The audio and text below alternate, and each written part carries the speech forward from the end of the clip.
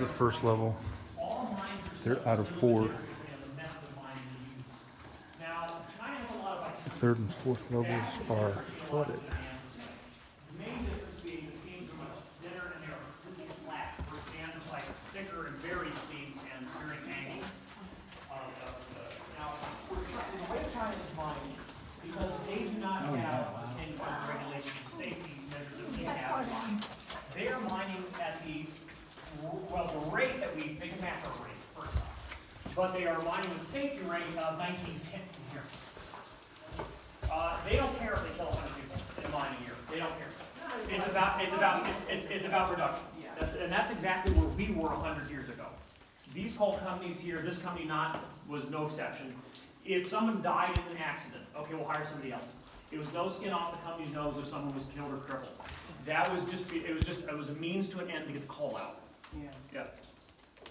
It's a very old business model. It's a very, very old business model. Now, folks, as you do gather on in at this corner, we're going to be back to these unique pieces of larger equipment underground. Another interesting setup is here underneath this mine car next to us, including the quad drum hoist here in the room across from us. Now, this whole unit in here, this is known as a transfer car. It allows an operator standing at these 2 levers here behind me to move the car to the left or right to choose which cage of the shaft to put it on to send it down.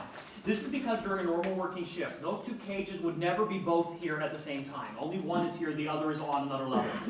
All of this equipment in here is only designed to move this car about 12 feet. It's very specialized, but a car is, of course, very heavy in their own right. The mine car sitting here on the transfer car, this is one of our originals. Now, we have 9 of these all-steel cars floating around inside and outside the mine today. The car, empty as you're looking at it here, weighs nearly a ton. When this car is filled, it will hold 8 tons worth of material. When our mine was in full operation, there were 1,200 of these 8-ton cars on this property alone. There were upwards of 5,000 of them scattered throughout this valley. This was production on a large scale. Folks, if any of you had been able to visit this mine back in the early 1950s, you would have found nearly 270 men underground in this mine doing all these various jobs, working 2 10-hour shifts a day, 6 days a week. And this was a mid-size operation. There were mines far larger than this one as well as smaller. Folks, we're going to be drifting just over here, and now we're looking at some tools that we as miners use every day in our chambers. Places where we are physically mining and all this stuff.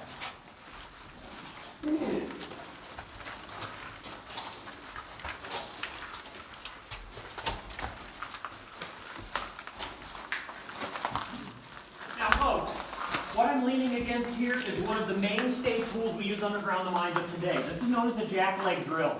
Now, this drill weighs around 85 pounds, so it's not necessarily something you want to carry around the shoulder all day, but it runs on compressed air. Most handheld equipment in today's mines is compressed air powered. It is safer to work with down here given the wet environment over electric tools. Inside of the leg is an air-powered ram that's going to help you push this drill forward against a face of rock, coal, whatever we're drilling at the time. Bits in the end can range from 3 feet to 12 feet long, just depending on what we're trying to do. Now, like I did say before, though, this is, of course, modern equipment. We have had drills of this style in our mines for nearly a century now. Ones made back in the 1920s look very similar to ones we use today. This is a reliable design, so if your grenade broke, don't fix it.